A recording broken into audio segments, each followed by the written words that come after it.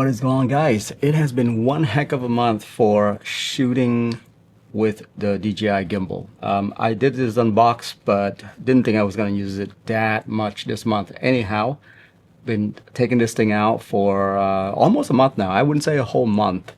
And so that's the reason why I have to do this video right now, is because I'm up on my 30 days to see if I want to return this or not. So if you're brand new to the gimbal world, if you're looking to do this professionally, RS5 combo, get the combo package.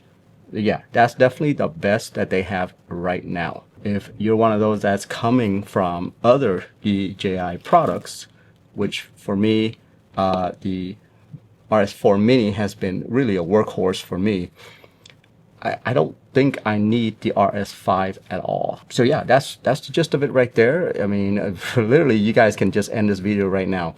But for some of you that are interested in the reason why behind getting the RS4 Mini versus the RS5 combo, well, here's the deep dive into it. So the number one selling point of the RS5 is the tracking module, where you can track object now instead of just person or people on the RS4 Mini. You can track object now, you can track people, and on top of that, it has a little LCD screen on the gimbal itself, so you can actually do your selection of who you want to track. Because with the RS4 Mini, you literally just press the button, see that the light turns green, and it's tracking somebody. Hopefully it's the one in front of you. So, you know, that's the big selling point for the RS5 right there. Coming from someone who does a lot of running and gunning, I'm not really in a studio environment, nor do I shoot models. I honestly can say that that feature doesn't do much for me. Now, when I do try to use the tracking feature, I felt like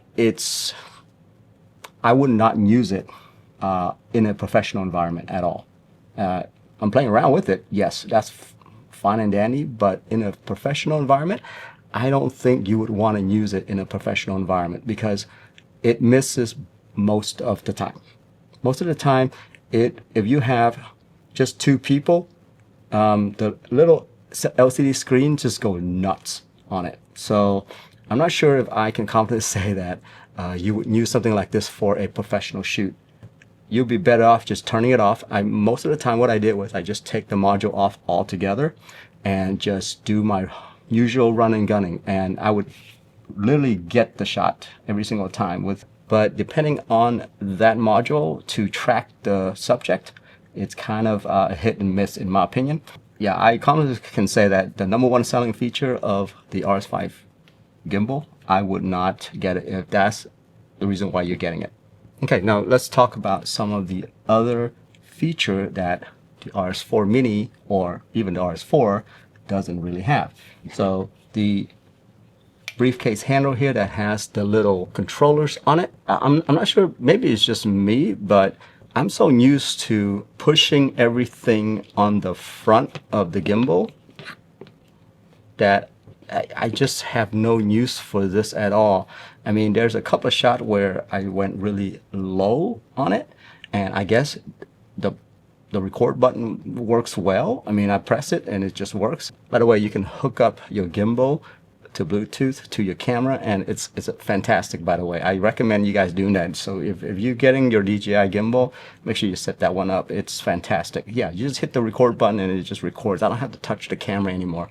But you know, I can do that on any DJI gimbal actually. So I don't think it's a selling feature on here.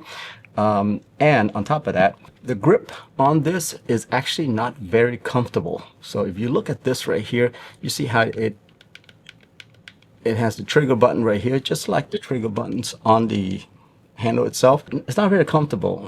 So let me just demonstrate real quick. And this is very nitpicky of me because I'm using this thing like in a 6 to 8 hour shoot all day long, right? And it's got to be comfortable all the time. And I'm constantly looking at little different accessories to make it comfortable for me to shoot. With this trigger, it is not comfortable at all because your finger is constantly hitting this bottom trigger right here. And let me tell you, at the end of the day, my finger hurts because of it. Same thing goes for the front right here. It's the same issue. I stopped myself for a bit before I made this video and comment on that. And I have to ask myself, now, did that happen on the RS4 Mini and I just didn't notice? Or did they change something? If you look at the RS4 Mini, you still have the same trigger function right here. But I looked underneath and there's actually a little change to it. Let me see if I can kind of zoom in on this right here. So you can see that the RS4 Mini trigger has a little plate right here that's kind of smoothing everything out. And then when I looked underneath the RS5 right here, well, they don't have that plate. They didn't include that plate at all. And so my finger ended up just jamming underneath it the entire time, so it's cutting into my finger. I'm not sure if you guys experienced that, let me know, but they did change up the trigger, and now when I'm holding this, it actually hurts a little bit more. So guys, once again, that's really nitpicky, but it's coming from someone who actually does a lot of running and gunning with the gimbal, and I'm using it for a long period of time. So every inch of the way the gimbal is built does bother me, okay? So anyway, back to the briefcase module right here. Yeah, you have to get the RS5 in order to get the briefcase controllers, because it does have these pins right here that talks to the gimbal itself. Now, it's wonderful, by the way. You snap this thing in and it just works right away. I mean, there's no connection issue that I've had or anything. So it works really, really, really well. So I totally recommend you getting this if you are getting the RS5. That's the reason why I say get the RS5 combo. Don't get the regular one.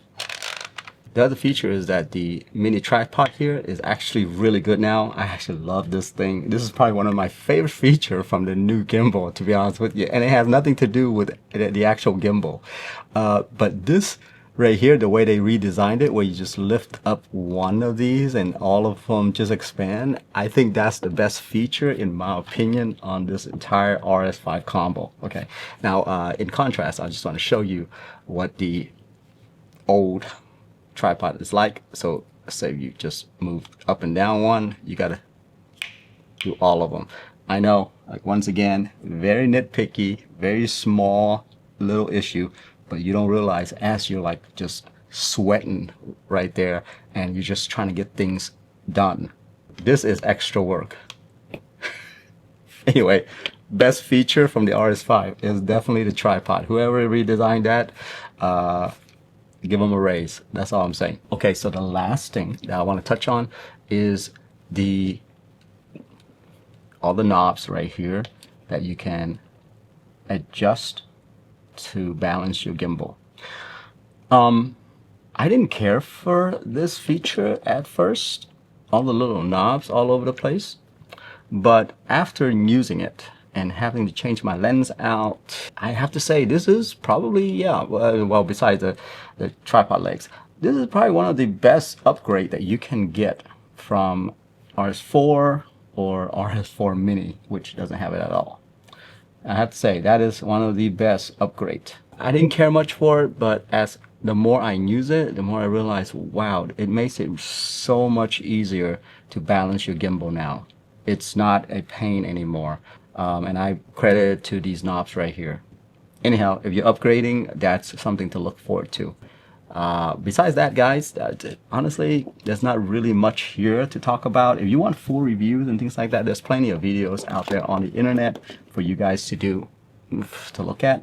But that's coming from someone who is doing a run and gun setup. I'm not doing any professional shoot, model shoot, anything like that. I don't think I would use this module at all for any professional work. By the way, if you do have the Raven Eye and you're wondering if it works or not, it does work with the regular RS5 now. You don't have to get the Pro version in order for it to work. All the little ports are there now for you to connect your Raven Eye to. So yeah, you actually don't even need this one. You just use the Raven Eye to connect to it. Anyway, I tested out the Raven Eye. It's still okay. It's really not that great on these gimbal. But to me, at least I have a bigger screen, my phone screen, to track stuff on, rather than a tiny little screen on the RS5 right here. So anyway, guys, that concludes my usage for this thing for almost a month, non-stop. I've done a lot of shooting with this thing. I'm actually scratching it all over the place. So the last thing that I do want to say, though, is that I forgot how great it is going from a mini setup to a full-blown setup. The power is just all there. So let's say you were using like a RS4 right here with a cage, which is pretty heavy, and then a 24-70 lens. It's a heavy setup to be on a RS4 Mini like this. So putting this setup on an RS5 regular size gimbal, it actually feels really, really good. It actually feels really good shooting with it, because you're not feeling like the camera is actually heavier than the gimbal itself. So anyway, that's kind of my almost a month of usage right there. I hope you guys enjoyed this one. If you have any questions, ask down below and I will try to answer it for you. Anywho, have a good one. Bye-bye.